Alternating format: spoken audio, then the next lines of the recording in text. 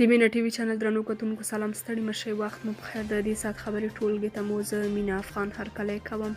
د کوړه خټک له مدرسې څخه 1800 کسان فارغ شول. د ملایانو د فراغت یاده غونډه کې د کوړه خټک مدرسې مشر حامد الحق وویل موږ ویاړو چې په افغانستان کې زموږ د ملګرو او شاګردانو حکومت دی. هغه ملا هیبت الله ته په خطاب کې ویل په دې مشر میږه چې ووایي د مولانا سمیع الحق او حقانی مدرسې له امله مو افغانستان کې اسلامي نظام راوست. همدارنګه د پاکستان او امریکا په شمول د هیڅ غربي هیواد فرمایشونه ونه مني او سوچه اسلامي نظام حاکم کړه. حامد الحق زیاته کړه د همدې مدرسې برکت و چې افغانستان کې شوروي او امریکا ماته شوه، نو پاکستاني حکومت ته پکار ده چې موږ سره لا ډیره مرسته وکړي. خو حامد الحق دا ونه ویل چې د دې مدرسې شاګردان یې ولې پاکستان کې د اسلامي نظام راتګ لپاره نه جنګیږي. طالبانو د دایکنډي کې یوه ښځه او یو سړی په درو وهلي دي. د راپورونو له مخې طالبانو په دایکنډي ولایت کې یوه ښځه او یو سړی په محضر کې په درو وهلي. یوې سرچینې ازادۍ راډیو ته وویل چې د ناوه میش ولسوالۍ لومړنۍ محکمې دغو کسانو ته د نامشروع اړیکو د درلودلو په تور پرون سزا ورکړې. طالبانو 2 ورځې مخکې هم په غور کې د یوې ښځې په ګډون 6 کسان په محضر کې په درو وهلي. د طالبانو پر چارواکو باندې د بشري حقوقو مدافع ټولنې نیوکه کوي چې تورن کسان له قانوني مراحلو پرته په خپل سر محاکمه او په سزا رسوي. پاکستان له ترکیې څخه له مرستې غوښتلو تیر شو. د پاکستان صدر اعظم شهباز شریف ویلي چې پلان یې درلوده ترڅو ترکیې ته لاړ او له یاد هیواد څخه قرض وغواړي، خو دا چې ترکیې باندې ستره غمیزه راغله نو تر یوې میاشتې به ورڅخه قرض ونه غواړي. پاکستانیانو بیا د شهباز شریف په یادو خبرو ملنډې وهلي او بیلابیلې تبصرې یې پرې کړي. په سوریه کې او ترکیه کې د زلزلې له کبله د مړو شمیر له 14,000 تنو واوښت. په سوریه او ترکیه کې د دوشنبې د ورځې مرګونې زلزلې د مړینو شمیر له 14,000 تنو واوښت. لسګونه زره نور کسان ټپیان شوي هم دي. سړې هوا د ژغورنې عملیات ټکني کړي دي. د مړینو دا وروستۍ شمیرې نه دي ځکه د راپورونو له مخې تر اوسه ډیر خلک د نړېدلو ودانیو تر خاورو لاندې خښتو لاندې پاتې دي. د تېرې دوشنبې د ورځې زلزلې چې قدرت یې د ریشتر په کچه 7.8 ثبت شوی په ترکیه او سوریه کې په سلګونو ودانۍ بشپړې ویجاړې کړې دي. د نړۍ بیلابیلو هیوادونو خپل سلګونه ژغورونکي او متخصصان له زلزله ځپلو ترکانو سره د مرستې لپاره ورلېږلي دي. له ځنډ وروسته کابل ته 40 میلیونه ډالر راوړل شول. د افغانستان بانک وايي د نړیوالې ټولنې د بشري مرستو په دوام نن پنجشنبه د سلواغې شلمه کابل ته د 40 میلیونه ډالرو کڅوړه راوړل شوې ده.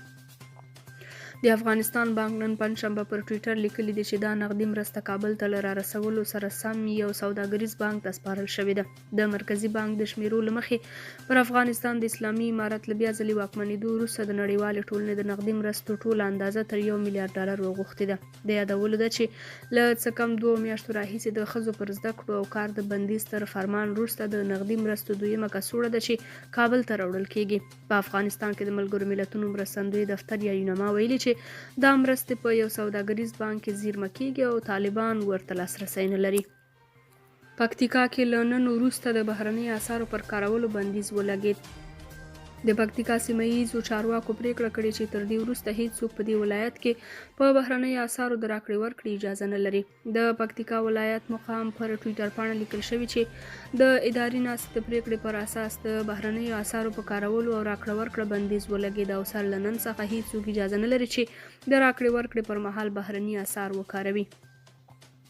سرچینو ویلي چې په پکتیکا کې له نن وروسته هیڅوک په بهرنۍ کرنسۍ راکړه ورکړه نشي کولی. پکتیکا د ډیورنډ کرښې په اوږدو کې پروت ولایت دی چې خلک یې د راکړې ورکړې پر مهال تر ډیره له پاکستانیو کلدارو ګټه اخلي.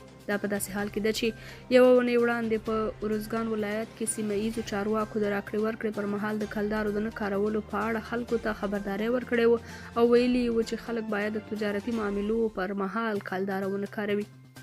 ملګري ملتونه وايي په افغانستان کې 14.8 میلیونه ښځې بشري مرستو ته اړتیا لري. د ملګرو ملتونو د جنسیتي برابرۍ او د ښځو د پیاوړتیا اداره خبر ورکوي چې په روان 2023 میلادي کال کې په افغانستان کې 14.8 میلیونه نجونې او ښځې بشري مرستو ته اړتیا لري. د ملګرو ملتونو سازمان دغې ادارې نن په خپل ټویټر لیکلي چې په نادولتي ادارو کې له کاره د ښځو راګرځول چې د بنسټیزو بشري حقونو او د بشرپالنې د لومړنیو اصولو نقض بلل کیږي افغان ښځې او نجونې د خوړو او سرپناه د نشتوالي له ګواښ سره مخ کړي دي. د ټویټ په دوام راغلی چې دغه حالت دغه شان د افغان میرمنو خوندیتوب له خطر سره مخ کړی دی. له دې وړاندې د ملګرو ملتونو په ګډون بېلابېلو نړیوالو بنسټونو ویلي چې د طالبانو لخوا پر ښځو د کار بندیز افغانستان کې له نیمایي زیات نفوس له مرستو محروموي. په همدې حال کې یو شمېر افغان ښځې له سخت فقر او بیکارۍ نه سر ټکوي. د کابل اوسیدونکي عادلي ازادي راډیو ته وویل دا ستونزې وروسته له هغې لا زیاتې شوې چې طالبانو په نادولتي موسسو کې د ښځو په کار بندیز ولګاوه. ټي ټي پي وایي عمران خان دروغ وایي، د وژلو پلان یې نه لرو. پاکستاني طالبانو یا ټي ټي پي د پاکستان د پخواني صدر اعظم عمران خان دا ادعا له حقیقته لرې ګڼلې چې ګنې د پاکستان د طالبانو د تحریک له لوري د هغه د وژنې هڅه روانه ده. عمران خان ویلي و چې د جنوبي وزیرستان ځینو کسانو ته د هغه د وژنې مسؤلیت سپارل شوی دی. د تحریک طالبان پاکستان ویاند محمد خراساني ویلي د هغوی جګړه نیغ په نیغه د پوځي او استخباراتي ادارو سره ده او نور سیاسي او غیر سیاسي کسان او ګوندونه یې تر هغې په نښه نه دي چې له دې جګړې یې ځان په ډډه ساتلی وي. عمران خان تر دې وړاندې دعوه کړې وه چې د هغه د وژلو لپاره د پاکستان پخواني ولسمشر آصف علي زرداري یوې ترهګرې ډلې ته پیسې ورکړي دي. پخواني ولسمشر او د پیپلز ګوند مشر آصف علي زرداري د عمران خان دا دعوه دروغ بللې ده او د هغه پر ضد یې محکمې ته شکایت کړی دی. یوه اونۍ کې نږدې 9,000 افغانان له ایران څخه شړل شوي او یا په خپله خوښه ستانه شوي دي. د طالبانو د حکومت د مهاجرینو او ستنېدونکو چارو وزارت وایي چې د شنبې د ورځې څخه تر نن د پنجشنبې تر ورځې پورې یعنې د فبرورۍ نه هم د سلواغې شلمه له ایران څخه نږدې 9,000 افغان مهاجرین په داوطلبانه او یا هم په جبري ډول افغانستان ته ستانه شوي دي. د دغه وزارت شمیرو له مخې په دغه موده کې 3,213 تنه د هرات د اسلام قلعه د بندر له لارې او 5,509 بیا نور بیا د نیمروز ولایت د بندر له لارې وطن ته ستانه شوي یا په زوره شړل شوي دي. دغه وزارت ویلي دي چې د دغو راستانه شوو زیات شمیر یې ایران ته د خپلو کورنیو پرته په قاچاقي ډول تللي وه.